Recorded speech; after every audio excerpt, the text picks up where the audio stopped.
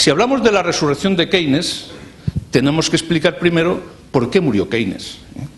Y para ello vamos a basarnos en cuáles fueron las aportaciones fundamentales de Keynes a la política económica. La base de la política económica keynesiana está basada en la consideración de que la variable fundamental que mueve la actividad económica es lo que él identificaba como la demanda global. Y esa demanda global está formada por la demanda de bienes de consumo de las familias, por la demanda de bienes de inversión de las empresas, por la demanda del sector público a través del gasto público y por la demanda de los mercados internacionales a través de las exportaciones. Esta sencillita fórmula de un economista que nace en 1883, curiosamente el mismo año en que nace otro magnífico economista, digamos, a nivel mundial, como es Schumpeter, o sea, realmente Schumpeter y Keynes nacen en el mismo año, pues realmente de hecho escribe en 1936, de infausta memoria para, digamos, nuestra historia, pues escribe su teoría general. Y entonces lo que plantea básicamente es cómo con esta formulita tan elemental se pueden combatir los dos problemas fundamentales de cualquier economía, que son el desempleo y la inflación.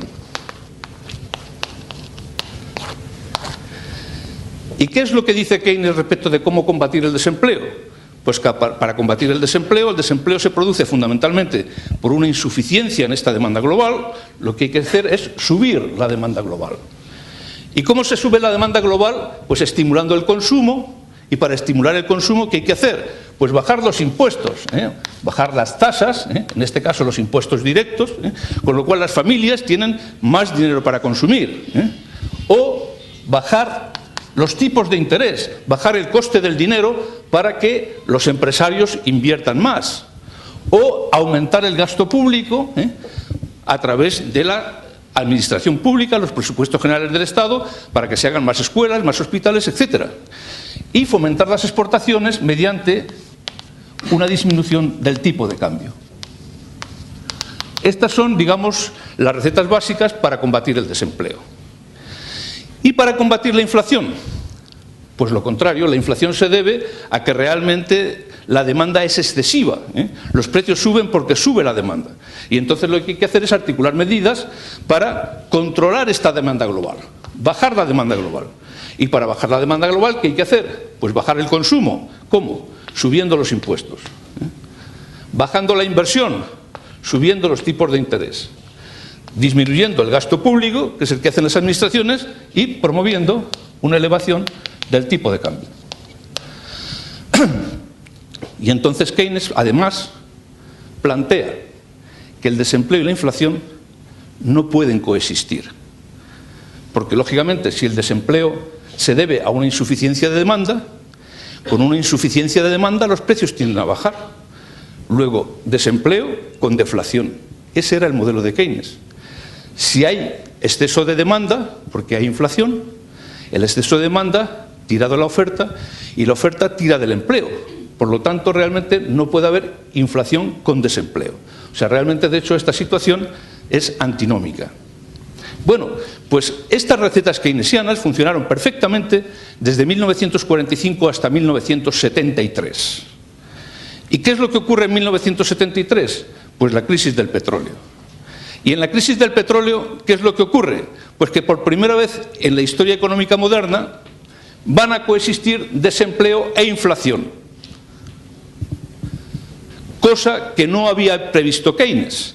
¿Y cómo es posible que realmente coexistan desempleo e inflación? Pues sencillamente porque la inflación que aparece en 1973 no es una inflación de demanda, como la que había previsto Keynes, sino es una inflación de costes. Los precios suben porque suben los costes de la energía, los costes del petróleo, y esos costes que llevan el barril de petróleo de $2 el barril a por encima de los $35 el barril, hace que realmente, digamos, sean los costes los que van tirando de los precios, y que incluso con una situación de insuficiencia de la demanda, de recesión económica, los precios sigan subiendo. Entonces se nos ha transformado la inflación de demanda en inflación de costes. Y claro, ya Keynes no da respuesta a cómo combatir la inflación de costes. Y además coexisten los dos problemas de desempleo e inflación. Y Keynes queda arrinconado. Las políticas keynesianas son sustituidas por las políticas liberales, fundamentalmente de Milton Friedman, las denominadas políticas de oferta, que consideran que el presupuesto, digamos, público debe ser neutral, ingreso igual a gasto público, que solo se deben manejar los tipos de interés para mejorar la economía y que, sobre todo, el énfasis debe pasar de lo macroeconómico a lo microeconómico. Es decir, si vamos a combatir los costes de producción se combaten a nivel de empresa, Hay que realmente combatir la subida de costes salariales, la subida de costes de producción a través de la innovación, a través de la productividad, a través de la mejora de la competitividad, a través de la calidad del servicio postventa, etcétera. Realmente, de hecho, entramos en la economía de los intangibles y en la economía productiva a nivel de empresa.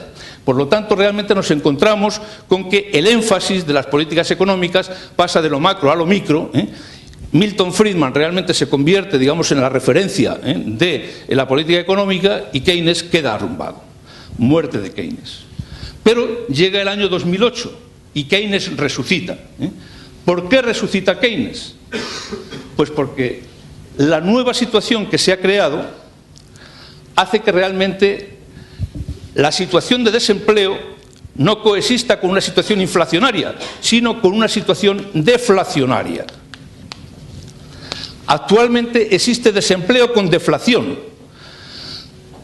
El paro coexiste con una bajada de los precios y la deflación puede ser tan peligrosa como la inflación, porque realmente la deflación, si realmente genera una expectativa de que los precios van a ir bajando, se demora el consumo y además los precios pueden bajar tanto que bajen por debajo de los costes de producción y entonces, si los precios bajan mucho, las empresas entran en pérdidas y realmente, de hecho, se corre un riesgo económico extraordinario.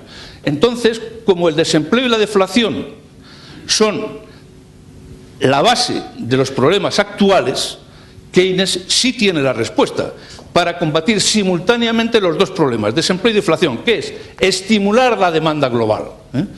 Y entonces las recetas están claras. Si lo que tenemos que hacer es estimular la demanda global, pues entonces vamos a bajar impuestos, vamos a bajar tipos de interés, vamos a subir el gasto público y vamos a procurar una disminución de nuestro tipo de cambio para hacer más competitivas las exportaciones.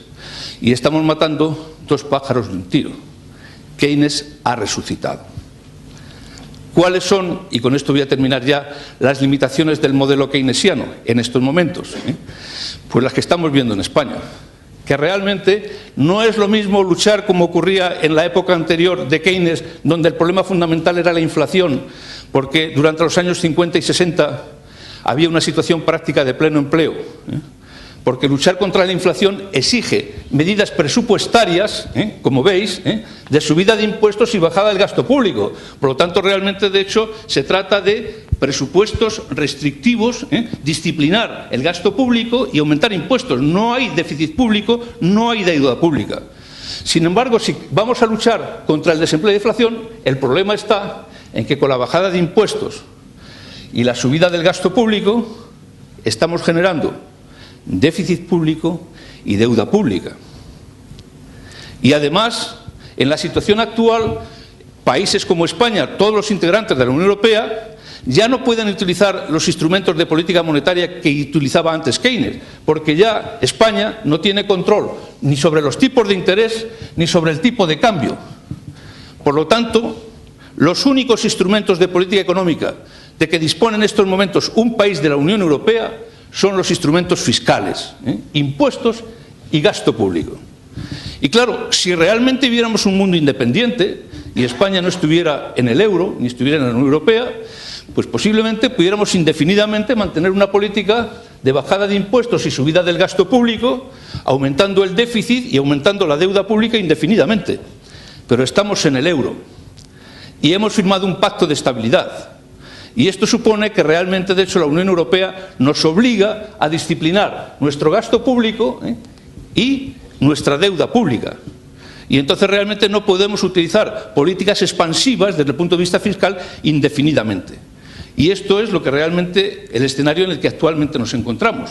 O sea, desde el punto de vista del empleo, con un 20% prácticamente de desempleo, España necesitaría políticas expansivas, sostenidas en el tiempo, con bajadas de impuestos y subida del gasto público para estimular la economía. Pero la pertenencia a la Unión Europea limita esas posibilidades y ya estamos viendo cómo realmente estamos recibiendo toques de atención por parte de la Unión Europea. Luego ampliaremos este tema a través de la intervención de don Antonio López Istúriz, diciendo, oiga, las políticas expansivas pueden funcionar durante un tiempo determinado, 2 años, pero realmente no se pueden mantener indefinidamente, porque hay que volver a la disciplina económica y el déficit público no debe superar, de acuerdo con los pactos de estabilidad, el 3% y la deuda pública el 60%. Y resulta que este año nos vamos ya casi al 12% de déficit público en España. Entonces realmente nos encontramos con un desempleo al que habría que aplicar unas medidas de carácter expansivo, de acuerdo con la política keynesiana, pero donde realmente el despilfarro económico realizado en el gasto público durante los años anteriores, con medidas como lo de los 400 euros o como las medidas del cheque bebé, pues realmente están haciendo que se nos haya disparado el gasto público. Ahora tengamos que disciplinarnos y entonces observáis que si realmente, de hecho, lo que tenemos que hacer ahora, de acuerdo con la Unión Europea, es subir impuestos y bajar gasto público, ¿qué es lo que estamos generando? Más desempleo. Y esta es, digamos, este es el nudo gordiano en el que se encuentra sumido en estos momentos la economía española, de difícil solución, porque realmente, de acuerdo con la ortodoxia económica, tendríamos que tener políticas expansivas, pero de acuerdo con nuestros compromisos con la Unión Europea, tenemos que tener políticas restrictivas. Y aquí ya, hasta aquí llega la teoría, ahora llega la política. ¿De acuerdo? Muy bien, muchas gracias.